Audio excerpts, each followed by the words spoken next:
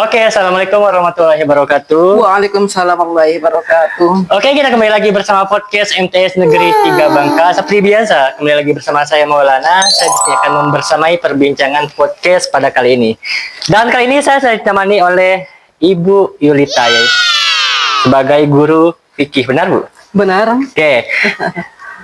Sedikit beda tentang Ibu Yulita di sini, yaitu Ibu Yulita SAG, benar Bu? Benar. Oke, tempat tanggal lahirnya Sangku 5 April 1970.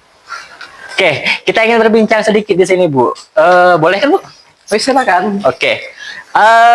Bisa diceritakan sedikit nggak Bu? Sudah berapa lama Ibu berprofesi sebagai guru? Cerita dari awal di sini. Ya, dari awal. Oh, dari awal. Kalau jadi guru untuk pengangkatan CPNS ya, pengangkatan CPNS tahun 2003, ditugaskan kemudian 2003 masuk 2004 di MTS Negeri 1 Kelapa pada waktu itu ya.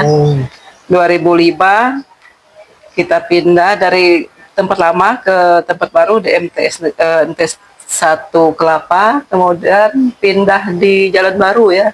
Kalau pertama itu di yang sekarang ini dijadikan pondok pesantren ya, sekolah lama di Smut. Nah, sekarang di MTS 1 Kelapa, di MTS 1 Kelapa kan perubahan nama 2015 sudah lupa, dari MTS 1 Kelapa menjadi MTS Negeri 1 Bangka Barat. Jadi kalau sudah jadi guru itu sudah belasan tahun ya. 2003 sampai 2014 Juli 2014. Lumayan lama. 2014 sampai 2018 akhir dari guru berubah jabatan sebagai kepala madrasah di MTS Negeri 3 Bangka Barat ya. Jadi 4 tahun 4 bulan. Awal Januari 2019 dari MTS Negeri 3 Bangka Barat dipindah tugas lagi ke MTS Negeri 1 Bangka Barat, tapi kembali tempat lama artinya. Iya. Wajah lama tapi profesi baru kan. Iya. 2000 itu sebagai kepala madrasah ya. Iya. Kemudian Juli 10 Juli kan sudah pengangkatan kepala madrasah baru, kemudian kita sudah dinonaktifkan sebagai kepala madrasah karena memang pertimbangan tidak mengikuti asesmen kepala madrasah. Jadi pertimbangan tadi tidak mau lagi sebagai kepala madrasah. Jadi SK tanggal 10 September, sebenarnya bukan 10 September sih, cuma kita tahunya 10 September. 1 September itu memang TMT-nya ya, dari MTS 1. Jadi sebagai kepala madrasah kembali ke guru, jadi guru sekarang 1 September 2025 pindah tugas lagi sebagai guru di MTS Negeri 3. Itu kalau pengalaman itu luar biasa ya. Banyak ya pengalamannya. Tapi enak jadi kepala sekolah atau guru Bu kira-kira? Sebenarnya sisi positif negatifnya pasti ada, tergantung bagaimana kita menyalaminya. Tapi kalau saya pribadi terus terang lebih kepingin jadi guru. Karena kenapa kepingin jadi guru itu, kita lebih dekat dengan anak. Kemudian kita kan basisnya guru fikih ya. Guru fikih itu kan selama ini kita belajar atau mengajar dengan anak, kita bergaul dengan anak, kemudian menyampaikan materi kepada anak, maka ada semacam kerinduan. Dengan anak gitu. Kita kan beda, basis kepala sekolah kan dengan guru beda ya. Kalau kepala sekolah mungkin kita nggak bisa terjun langsung ke anak, ataupun bisa, tapi beda cara, bukan mengajar tapi segera memberikan bimbingan atau motivasi. Jadi lebih enaknya atau enjoynya ke guru lah. Oke. Terus nih, sebagai guru di madrasah, bagaimana cara Ibu menyampaikan materi yang sulit agar mudah dipahami siswa? Misalnya di madrasah mana? Apakah di madrasah sekarang? Madrasah sekarang ya? Nah, sekarang. Kalau materi itu mungkin semua guru mempunyai problema ya. Bagaimana cara menyampaikan materi kepada anak biar materi itu lebih, apa yang kita sampaikan atau kita sampaikan kepada anak dipahami anak. Kalau saya pribadi terus terang, misalnya materi ya, saya mengejar materi harus habis. Iya. Tetapi saya dari materi itu anak harus paham apa yang kita sampaikan kepada mereka. Karena apalagi fikih kan beda dengan yang lainnya. Fikih berbicara masalah kehidupan sehari-hari. Kemudian apa yang dipraktekkan oleh anak itu, apa yang kita sampaikan bisa dipraktekkan anak. Misal nih masalah toharoh ya.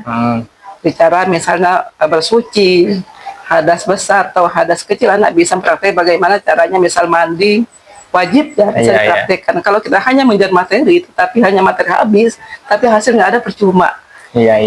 Percuma saja. Jadi apa yang kita transferkan bisa dipraktekkan oleh anak dalam kehidupan sehari-hari. Ini memang sederhana, sederhana bahasanya juga sederhana. Kemudian tanpa kita ajar juga, kalau materi bisa, tapi praktek itu harus melalui seorang guru.